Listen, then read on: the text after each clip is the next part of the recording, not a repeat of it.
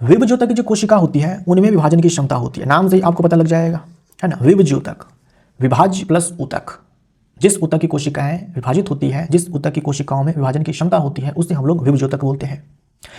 तो विभज्योतक की कोशिकाएं विभाजित होती है, इनमें विभाजन की क्षमता होती है। अब विभाजन की क्षमता है यानी कोशिकाएं जो है वो विभाजित होने वाली है, एक कोशिका विभाजित होकर 2 कोशिका बनेगी।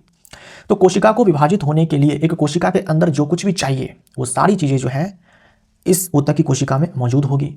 जैसे कोशिका विभाजन से पहले केंद्रक का विभाजन होता है, केंद्रक का बड़ा योगदान होता है, तो बड़ा केंद्रक आपको देखने को मिलेगा।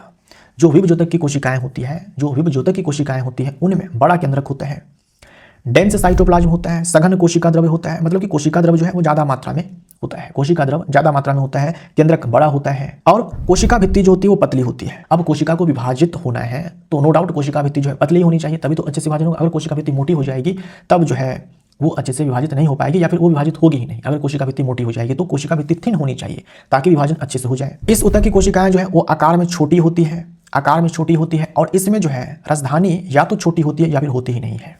क्योंकि ये ऊतक है, टिश्यू है, तो बहुत सारे सेल्स होंगे, बहुत सारे सेल्स ग्रुप्स में होंगे, तो सेल्स के बीच में जो गैप है वो नहीं होता है, यानी अंतःकोशिकीय स्थान इनमें नहीं होता है, नो इंटर सेलुलर स्पेस, अंतःकोशिकीय स्थान नहीं होता है। मतलब कोशिकाओं के बीच जो स्थान है, भाई टिश्यू है तो बहुत सारे सेल्स होंगे जिनका एक ग्रुप है ये, तो बहुत सारे जो सेल्स होंगे उन सेल्स के बीच में जो है कोई स्थान नहीं होगा, कोई स्पेस नहीं होगा, राइट। तो ये कोशिकाएं पौधों की वृद्धि और विकास के लिए जिम्मेदार है, लगातार विभाजित होती रहती है, जीवन भर विभाजित होती रहती है ना। ये जो ऊतक है इसकी कोशिकाएं जिंदगी भर विभाजित होती रहती है, यही कारण है, यही ऊतक है जिसके कारण पादप जो है जिंदगी भर वृद्धि करते हैं।